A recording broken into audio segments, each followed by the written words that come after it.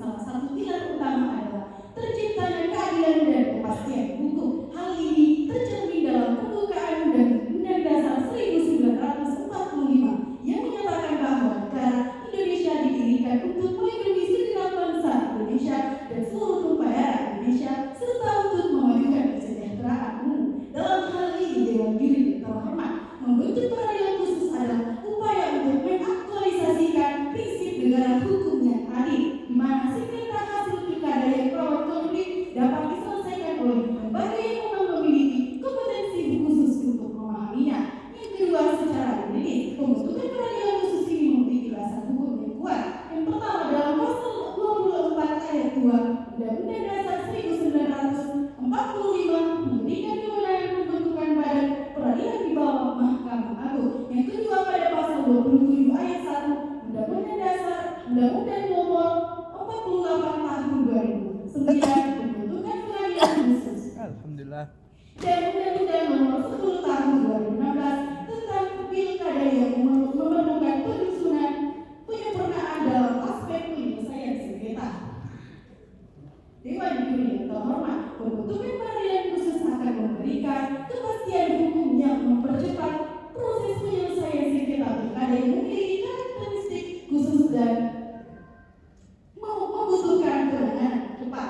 Oleh karena itu, Dewan Juri yang terhormat, kami dari tim Pro meyakini bahwa pembentukan peradilan khusus sengketa hasil pilkada merupakan sebuah kebutuhan yang mendesak dan solusi yang tepat untuk mewujudkan sistem penyelesaian sengketa pilkada yang lebih baik di Indonesia. Lawan berdebat adalah kawan terbaik kami dalam berpikir. Sekian. Wassalamualaikum warahmatullahi wabarakatuh.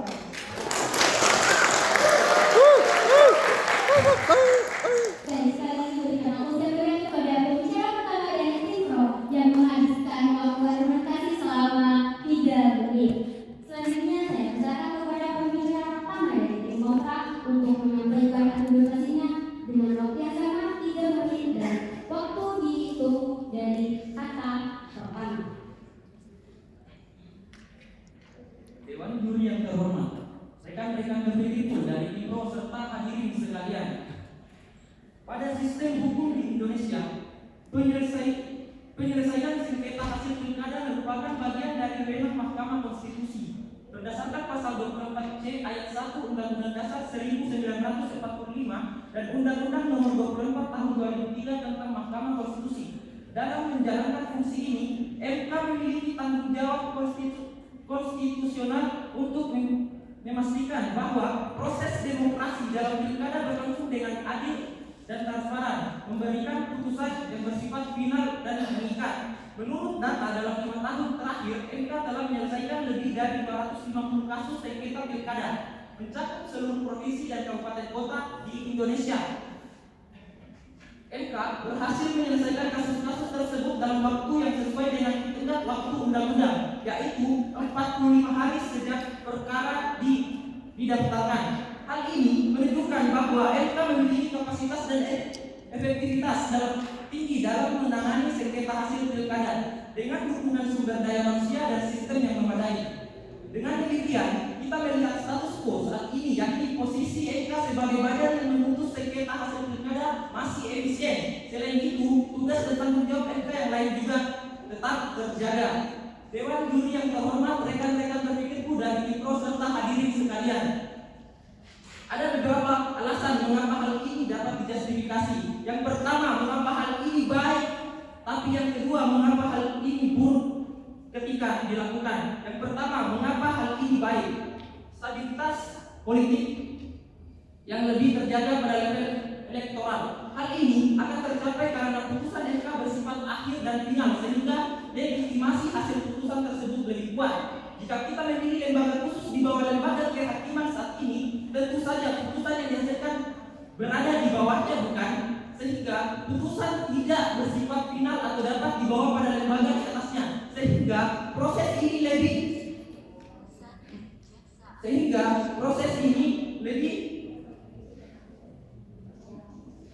lebih panjang dan akhirnya legitimasi hasil putusannya tidak begitu kuat. Yang kedua, mengapa hal ini buruk ketika kita lakukan? Inkonsistensi kebijakan. Pembentukan peradilan konsistensi kebijakan yang signifikan karena bertentangan dengan kerangka hukum yang telah ditetapkan oleh Undang-Undang Dasar 1945 dan Undang-Undang Nomor 24 Tahun 2003, di mana Mahkamah Konstitusi diberikan kewenangan eksklusif dalam mengadili perkara tersebut. Terima kasih.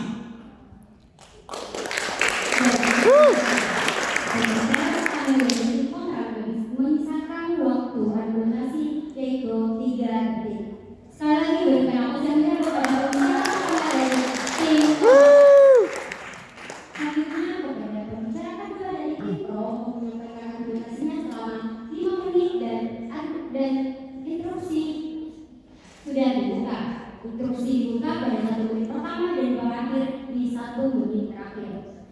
Kepada pembicara kedua dari tim Pro, waktu dimulai saat kata pertama.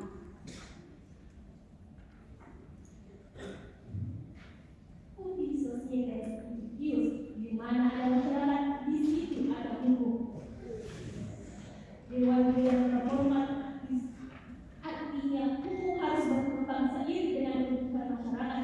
Dengan pembentukan peradilan khusus sengketa hasil pilkada merupakan bentuk respon hukum terhadap kebutuhan masyarakat lokal dalam menjaga demokrasi, kemudian memastikan proses yang lebih adil dan mengatasi ketegangan dalam menuntut pilkada yang memiliki karakteristik tersendiri.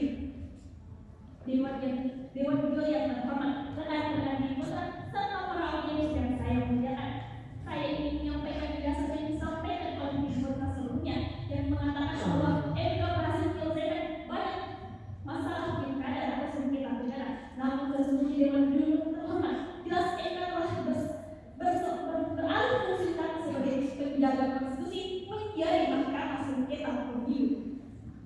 Dewan Juri yang terhormat, izinkan saya melanjutkan argumentasi kami yang dimana memiliki 2 argumentasi utama yang mencakup aspek filosofi dan yuridis yang membuatkan urgensi pembentukan peradilan khusus ini.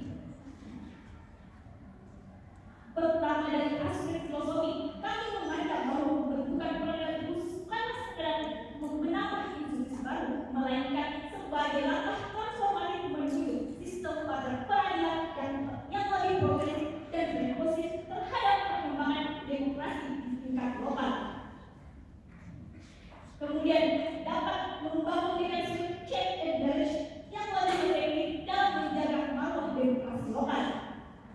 Dewan Juri yang terhormat, Hakim Mahkamah Konstitusi Arief Hidayat pernah menyampaikan bahwa penanganan sengketa hasil pilkada di MK telah memperlambat proses penyelesaian perkara lain seperti pengujian undang-undang yang Terus bagaimana Anda akan mengatakan bahwa check and balance akan lebih baik di sisi Anda sedangkan lembaga ini baru dibentuk dengan waktu yang sudah mepet? Terima kasih atas infonya. Justru peradilan khususnya akan meningkatkan efisien dan urgensi, mengurangi beban MK sehingga dapat fokus pada pengujian undang-undang hingga proses manajemen dan hukum acara. Terus yang kami tanyakan itu tentang check and balance lembaga baru yang Anda buat, bukan tugasnya MK saat ini. Dengan adanya peradilan khusus yang dimana akan lebih berfokus pada penyelesaian sengketa tanpa ada pemikiran atau yang dimana memiliki banyak beban sudah rampung. Dewan Juri yang terhormat, izinkan saya melanjutkan argumentasi kami. Seperti tadi, MK pengujian undang-undang menjadi kesulitan MK sebagai border of constitution untuk memastikan ketertiban hukum serta melihat yang menjadi landasan negara hukum kita. Oleh karena itu, Dewan Juri yang terhormat, pembentukan peradilan khusus ini adil dan sesuai, tepat dan tidak lagi dapat ditunda.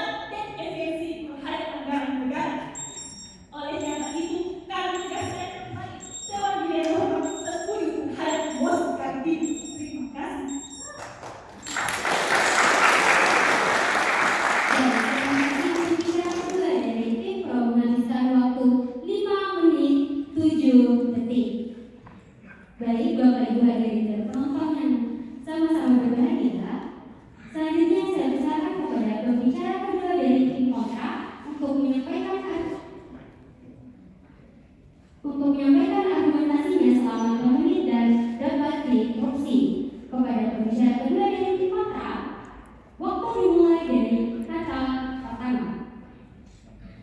Bismillah, kami Dewan Juri yang terhormat dan rekan-rekan tim pro. Kami tim kontra menolak pembentukan peradilan khusus sengketa hasil pilkada. Baik, seperti yang dikatakan tim pro tadi, menyangka argumen pembicaraan pertama kami bahwa dengan argumen mereka MK keluar dari tugasnya. Yang perlu tim pro ketahui bahwa pasal 24C Undang-Undang 1945 mengatur bahwa MK berwenang mengadili pada tingkat pertama dan terakhir untuk memutus sengketa hasil pemilu termasuk pilkada. Jadi itu tidak akan keluar dari tugasnya. Dan selanjutnya tim pro memotong argumen dari pembicaraan pertama kali. Pembicara kami mengatakan bahwa melihat status quo saat ini, yakni posisi MK sebagai badan yang memutus sengketa hasil pilkada masih efisien.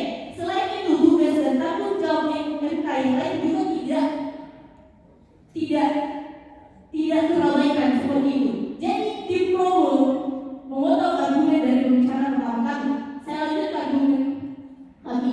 Pembentukan peradilan khusus sengketa hasil pilkada ini tidaklah efisien. Yang pertama, karena keberadaan mekanisme yang sudah memadai. Saat ini sistem hukum yang ada sudah memiliki mekanisme yang memadai untuk menangani sengketa hasil pilkada melalui Mahkamah Konstitusi.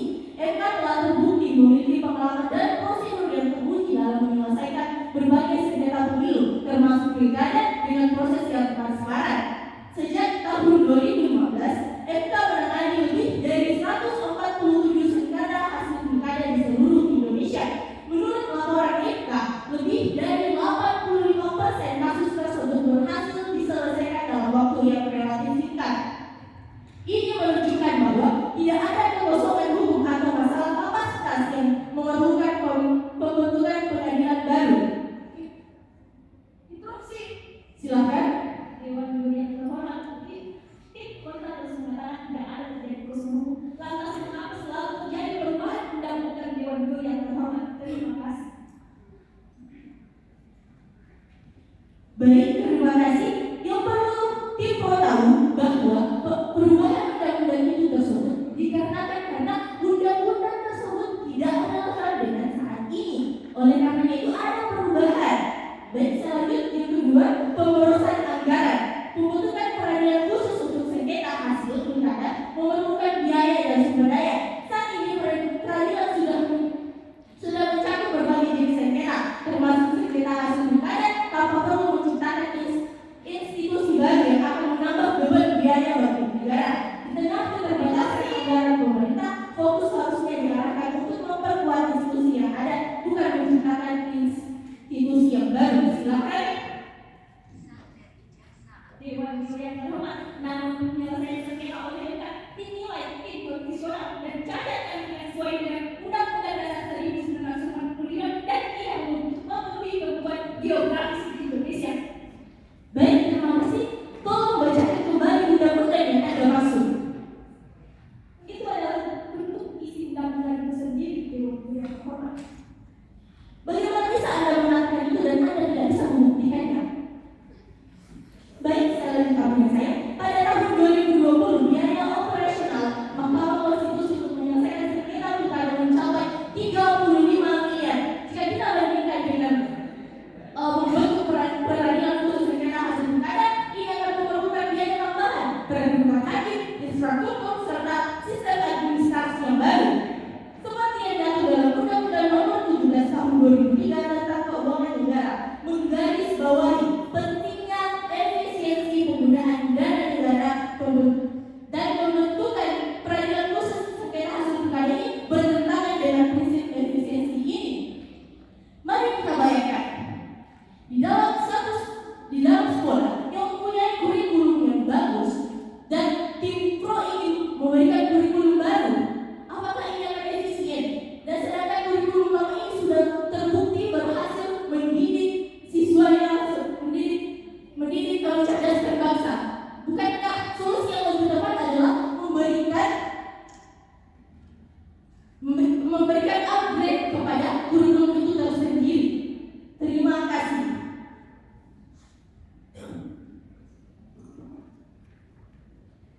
Baik, terima kasih. Berikan aplaus yang meriah kepada Komisi yaitu sebelum selanjutnya kepada pembicara ketiga untuk menyampaikan argumentasinya selama 5 menit dan dapat diinterupsi kepada pembicara ketiga dari tim pro. Waktu dimulai di kata pertama.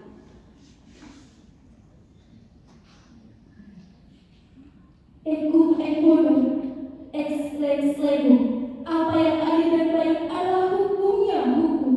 Dewan juri yang saya hormati, sebelum masuk pada ranah argumentasi kami, izinkan kami terlebih dahulu membidas argumen dari kontra.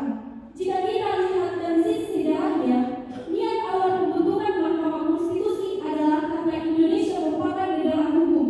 Maka perlu adanya Mahkamah Konstitusi sebagai lembaga yang mengawasi dan melaksanakan constitutional review. Bukan malah terlalu sibuk mengatasi permasalahan hasil pemilu kepala daerah. Dewan juri yang saya hormati serta para pengamat hukum yang sama berbahagia. Perlu kita garis bawahi bahwa kewenangan konstitusional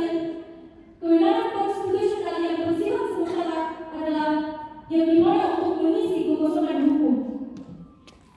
Pembentukan peradilan khusus pilkada sangat mendesak secara sosiologis yang dimana karena kebutuhan masyarakat akan mekanisme penyelesaian sengketa hasil pilkada yang efektif, di mana peradilan dilakukan secara cepat namun tanpa mengabaikan kualitas proses pemeriksaan sehingga tercapainya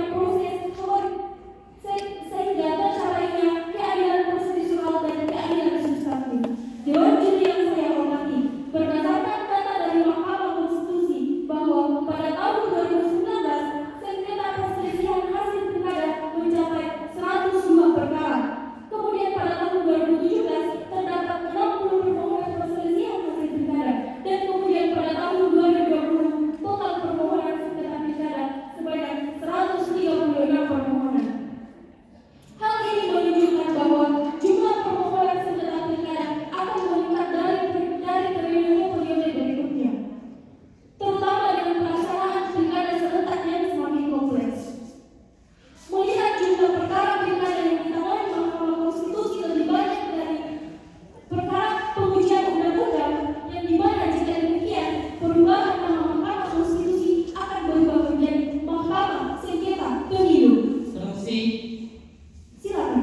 Kalau yang kita khawatirkan kemudian lebih banyak menggugat masalah hasil sengketa dibanding undang-undang, itu menunjukkan bahwa sengketa pemilunya lebih banyak dari undang-undang yang sedang digugat. Artinya undang-undang yang ada saat ini status quo-nya masih relevan. Selain digugat di MK, undang-undang itu bisa direvisi dibantu undang-undang legislatif DPR.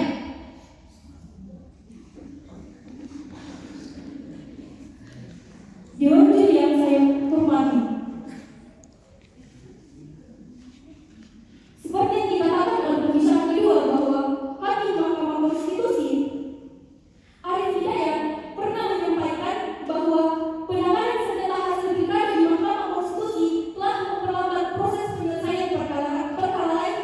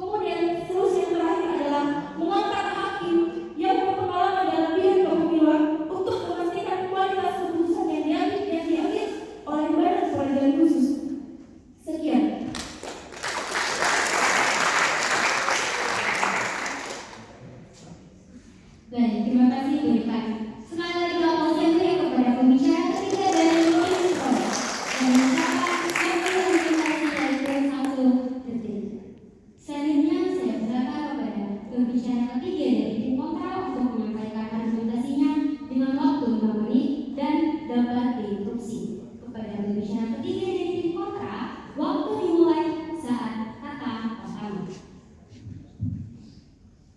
Siapa memulai berbicara dalam 3, 2, 1. Menarik dari tim pro membahas tentang bagaimana kemudian tugas MK yang bertugas menguji undang-undang terhadap undang-undang terhadap konstitusi, dan juga memutuskan hasil sengketa pilkada. Status quo yang ada saat ini, gugatan undang-undang terhadap MK itu masih ada, diputus juga. Di lain pihak sengketa pemilu masuk ke MK, diputus juga. Artinya apa?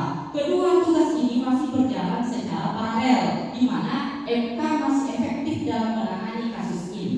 Yang kemudian menjadi persoalan, kita baca pasal 24C Undang-Undang 145 mengatur bahwa MK berwenang mengadili pada tingkat pertama dan terakhir untuk memutus sengketa hasil pemilu termasuk pilkada. Sehingga dengan demikian jelas di pasal ini bahwa tugas dan wewenang MK. Di lain pihak, manifestasi yang kemudian Anda bawa bahwa dia kedudukannya ada di ibu kota provinsi di bawah MK, berarti putusannya akan dia bawa ini dia final. Kenapa? Karena dia di bawah MK, putusannya di bawah MK. Kalau digugat ke MK, legitimasi dari putusan yang di bawah ini akan membuat masyarakat berpikir nih, oh masih bisa dibawa ke atas, lalu kenapa tidak langsung ke atasnya, harus dibawa ke tingkat provinsi dulu. Hal ini akan menimbulkan kekhawatiran publik di mana masyarakat yang akan menghadapi hal ini hasil dari putusan dia adalah masyarakat yang konservatif, mudah diprovokasi. Silakan.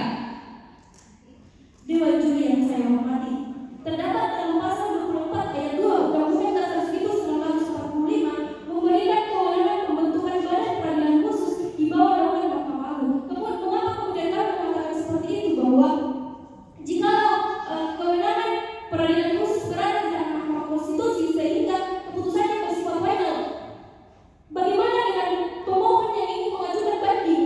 Sekian. Terima kasih. Kalau mereka mengajukan banding yang lebih tinggi di atas mereka, kemudian persoalannya yang membawakan bahwa badan peradilan khusus di bawah MK itulah pengadilan agama, itulah kemudian PKI, itulah kemudian peradilan yang pada level tingkat kabupaten, kota, dan provinsi. Itulah manifestasi dari pasal yang kemudian Anda bawa. Tidak ada sama sekali manifestasi dari pasal itu mengatakan bahwa badan peradilan khusus ini ada di bawah MK. Kemudian kami juga melihat kalau kita bangun badan baru berarti anggaran baru. Sementara inflasi negara kita itu 6%, masyarakat kita mau beli apa-apa susah, inflasinya tinggi buat badan baru. Mana yang lebih berkesan? Kebutuhan masyarakat kita atau kebutuhan politik kita? Kita harus mengedepankan apa yang masyarakat kita butuhkan. Di lain pihak, Anda membuat badan baru ini kan khawatir ada kecurangan dalam pemilu. Jadi yang Anda khawatirkan itu adalah melakukan usaha ketika telah terjadi kejadian. Kenapa kemudian tidak mengantisipasi kejadian ini dengan cara memperkuat Bawaslu dan KPU? Dengan demikian, masyarakat kita itu jauh lebih percaya pada proses demokrasi kita. Hasil gugatan itu akan selalu menghasilkan goncangan di masyarakat. Oh hakimnya orang sebelah, oh hakimnya disogok. Dengan demikian, ujung-ujungnya kita melakukan siapa? Hakim. Anda di sini menggugat, jadi Anda harus membuktikan keefektifan apa yang Anda ingin sampaikan. Di lain pihak, kalau kita membawanya pada level tingkat provinsi, Indonesia saat ini punya 3 provinsi baru. Jangan mau bangun kantor untuk persidangan, kantor gubernurnya aja belum punya, jadi tidak efektif. Selanjutnya Anda bilang lembaga ini ad hoc, sementara Anda juga mengatakan tugasnya di MKI ad hoc, jadi jangan sama-sama ad hoc. Pertanyaannya, setelah MKI berdiri 23 tahun, kenapa baru dibuka sekarang? Kenapa tidak dari awal? Ini menunjukkan adanya kebutuhan tertentu yang tidak kita ketahui kebutuhan apa, bersamaan dengan indeks demokrasi Indonesia yang turun dikarenakan adanya isu masif politik kekeluargaan. Sehingga dengan demikian, ini pada akhirnya hanya akan meragukan publik terhadap kepercayaan pejabat publik itu sendiri. Di lain pihak, mari kita lihat sebenarnya kalau kita membuat badan baru ini, ada bilang merekrutkan hakim. Hakimnya Anda rekrut itu spesialisasinya di bidang apa? Kemudian Anda bilang tidak, kita bilang bahwa lembaga yang sekarang ini tidak efektif, bukti data yang baik efektif, bukti nyatanya efektif. Jadi kemudian Anda ini eksklusifnya di bidang mana? Ketika kami menanyakan manifestasi kebijakan Anda itu bagaimana, Anda mengatakan tingkat provinsi. Anda kemudian baru mengatakan bagaimana kemudian ketika ini terus dibuat masyarakat Anda percaya. Anda bahkan tidak menyinggung bagaimana Anda mengenai kepercayaan masyarakat pada lembaga ini. Sementara yang akan jadi otoritas dari hasil putusan ini adalah masyarakat yang mudah diprovokasi. Sehingga dengan demikian argumen Anda itu baru sampai pada latar belakang demikian, ini menunjukkan bahwa metodologi yang Anda gunakan dalam memahami argumen ini belum sampai pada tingkat pembahasan. Anda baru masuk pada pertanyaan proaktif, apakah kita butuh atau tidak, apakah ini efektif atau tidak. Terima kasih.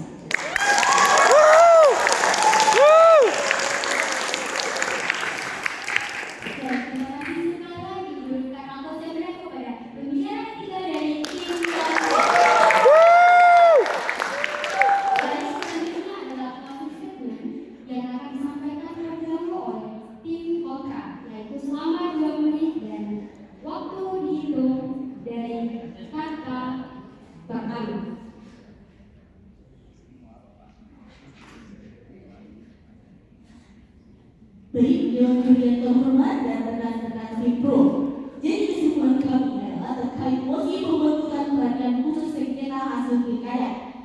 Hal ini buruk dilakukan karena pembentukan peradilan khusus untuk menyelesaikan sengketa hasil pilkada menimbulkan inkonsistensi kebijakan yang signifikan karena bertentangan dengan kerangka hukum yang telah ditetapkan oleh Undang-Undang 1945 dan Undang-Undang Nomor 24 Tahun 2003, di mana Mahkamah Konstitusi diberikan kewenangan eksklusif dalam mengadili perkara tersebut.